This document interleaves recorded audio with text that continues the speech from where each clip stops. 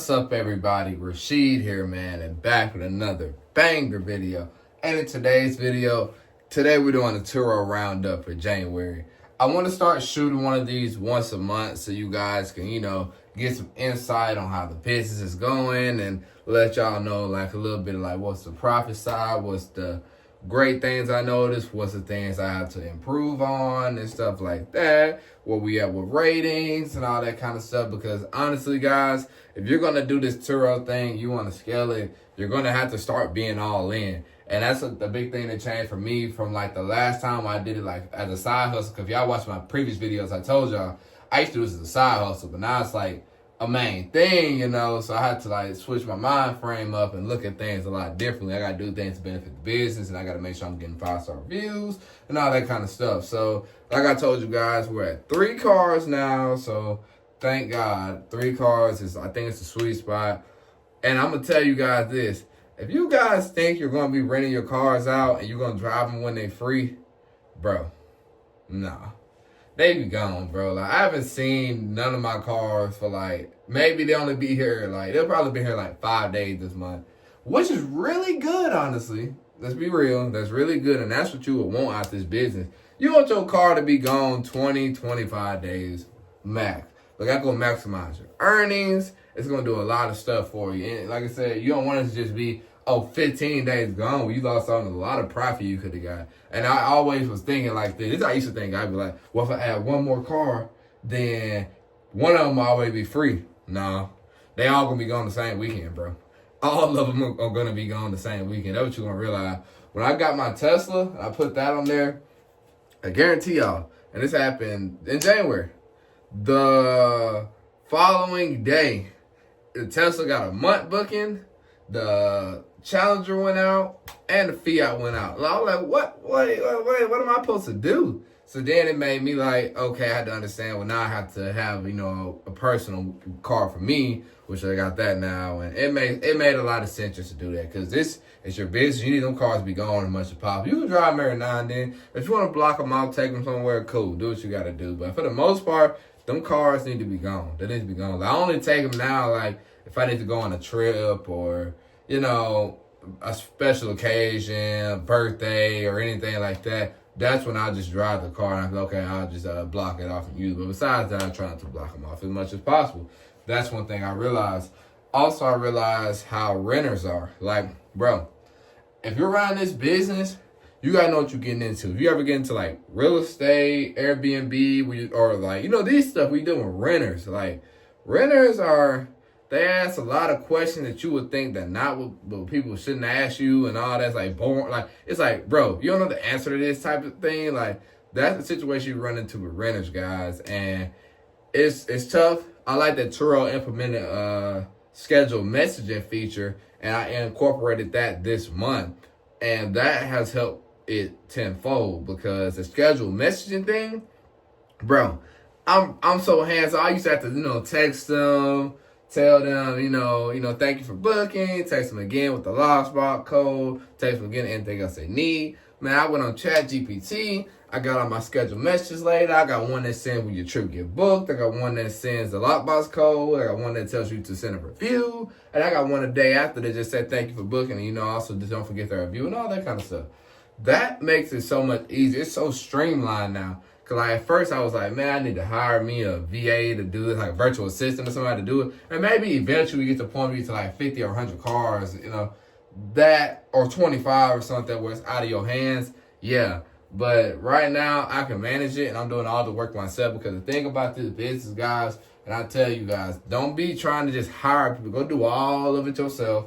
You figure out the whole 9 yards. Because like now I'm thinking like, I'm going to end up buying me like not a steam cleaner, but maybe that too, but a carpet cleaner. Like, the one that extract like stains out the seats. And I'm going to do a deep clean once a month on my car, because I'm big on cleanliness. I'm big on maintenance. I'm big on providing a good experience for the people that rent from me. So, I always try to do stuff that makes it easier. Like I said, I just purchased some new lock boxes now, because the old lock boxes I had the master lock box, and people cannot, for the love of God, figure out how to open a master lockbox. I'm like, have y'all not dealt with any real estate or had to check on the house or anything? Like, come on now, like, you ever check the house out? You know, with real estate, I used to be a real estate agent. A lot of bosses, something we had all the time, and I got used to them. But I guess everybody don't. So I got a lot of bosses easier. You know, the ones put in the car window. So I had to buy another one. I had one, then I had one master lock. So I had to go ahead and switch everything and get all that together because it just streamlined everything. Also, car wash subscriptions. Doing that streamlines everything because you're going to realize you're paying $8, $12, like all this stuff here and there. That's not going to be beneficial for you or your business. You need to find a way to make it streamlined and cut costs and everything like that. And like I said, also this month, LLC got formed and everything like that, and I thought that was a crucial thing to do. Now I can just write all this stuff off. Like, yeah, I mean, realistically, let's be honest, a lot of people that are doing Turo right now, we're not in the green, but everything's getting taken care of. So guess what? Write all that stuff off. Our taxes are gonna be okay, guys. You see what I'm saying? And it just all works out. And that's a game of business. You're not gonna profit straight out the bat. Most small businesses don't profit in the first year. Just understand that. And I understand that too going into it. You're not gonna be saying, "Oh, I'm sitting on $1,000 this month and profit, pure profit." No, it don't happen in the first year. You're gonna be if you're starting it off and you don't have a lot of cash on hand, you're gonna be financing these cars, getting it started. You need to think about exit plans. It's a lot of different stuff you gotta think about. It's a lot of factors that play into this. But your goal is to just be, if it's any extra money, I need to pay off these loans quicker. That's literally it. Anything you can do to pay off these loans quicker, do it. Because if you're paying the loans off, levels of cash flow. Because imagine I ain't had no loans right now. I'll be profiting like crazy. You're just paying insurance. You can get liability insurance on the car. You're not going to drive them. And then just run it on Turo and make a lot of money. You see what I'm saying? It's easy like that. But you got to work to pay the cars off. So you got to figure out what works for your business. I'm going to tell everybody that. Everybody's Turo situation is very different. Turo is just a hosting platform. But everybody's journey on Turo is completely different. So you got to figure out what works for you. I've kind of figured out my skill and my strategy on how to grow my business in Spanish. So I'm working that. I'm going to keep you guys updated on that. And now if you guys want to know profits, how much that I made, I'm in Alabama. My market is different than from some of these big cities. Our cars don't even go for as much as what they do in the big cities. The dynamic pricing feature, I'm going to be real, that ain't it. Turo, if you guys are watching this video, that ain't it. Like, it's I mean, yes, it do get booked more. I do agree to that. Now, does the algorithm let you get booked more? Yeah. But I feel like they could price all the cars higher in the area and people will still book. Because it's not a reason that you have these expensive cars going for $40, $50 a day. You see what I'm saying? Like, that part of the algorithm is messed up. Now, does it help you get booked more? I mean, I agree because it's cheaper. I mean, of course, the cheaper the rental is, the more people probably will book it. But at the same time, it's just like, y'all are not, it kind of feels like you're not taking the best interest of the hosts on your platform. And we're the ones that help you drive it because we have our cars listed on here. You see what I'm saying? So all of us have to find a boundary to where this works. So we're profitable and you're profitable. But right now, it's more or less like you guys are profitable and we're not.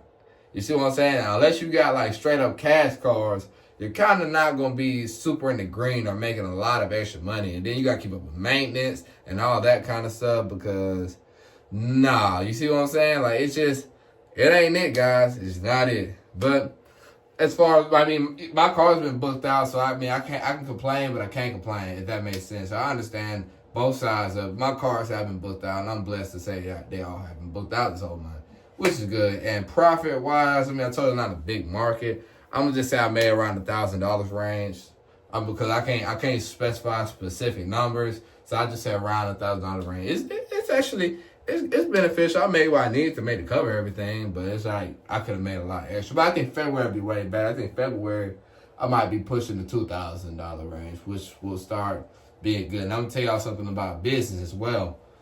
Every month it's not gonna be the same. So you might have one month where you do $1,000. Let's say, for example, play around numbers, $1,000. Your next month you can do $2,000. Your next month you can do $2,500. The next month you can do $3,000. That's just how it works with business. But you gotta be prepared. That's why I say you need to have emergency funds. You need to have. I would say my goal is this year to stock up a fund of all these car payments just in case I have a bad month. Say I only make $700, something like that. Just some crazy stuff happen, which I don't think I have. But some crazy stuff happen, I'm making $700. I want to have reserves like, okay, I can still handle these notes for 2 or 3 months. That's what I save the reserve money for. to help me through those tough times and all that. And then, like I said, also, if you do your taxes and stuff right, by the time you get around the next year, you wrote off everything, you might even get a little tax return or something like that. Who knows? You might offset your income completely, and you're in a loss, and you get the tax money back. You can take that tax money, reinvest it right back into the business, pay off them cars, and you're in a better space than you were last year. You see what I'm saying, guys? It's just so beneficial to start taking this business seriously. And I'm giving you all the gems, the journey, everything. I'm trying to lay it out on the floor for you guys. So if you go get into Turo, you at least know what's happening, like what's going on, and all it's not a bad business. It's very fun, honestly. I love this, bro. The only thing I do realize too, that always available stuff that kind of is iffy, because like, man, I went to sleep. I woke up in the morning. I checked my phone. I was like, I got a booking in 2 hours. So I had to get up, hurry up, and go clean the car out, because I thought I was going to go out the next day. I had another trip like 3 days later. I was like, okay, I'm chilling. No, I wasn't chilling. I woke up and sent a booking for 2 hours later. I was like, dang, I got to get up and move. So that's the other caveat. But being always available does help you get more bookings. I do believe that. You got people who want to get it at 7:30 in the morning, people that want to get it, at the middle of the night. Like, it does help out. So I realized that being always available, being communicative, do schedule messages to get your customers to do 5-star reviews and all that. It really helps out. January is okay for me. I learned a lot. Like I said, I got stuff set up and in place now. So February should run a lot smoother. So, guys, we're doing this once a month. If y'all enjoyed the video, make sure y'all like, comment, and subscribe, because I feel like if I give y'all the roundups, you'll see, and y'all can track my whole journey. So if you get started in your Turo business, you'll see, okay, this is what a typical year would look like for a Turo business owner and everything like that. So hope you guys enjoyed it. You know what I'm saying? If y'all are new to the channel, like, comment, subscribe, be outside of tongue. We're talking about a lot of Turo, credit, all that kind of stuff. It's Rashid here signing out. Peace out. You guys be safe.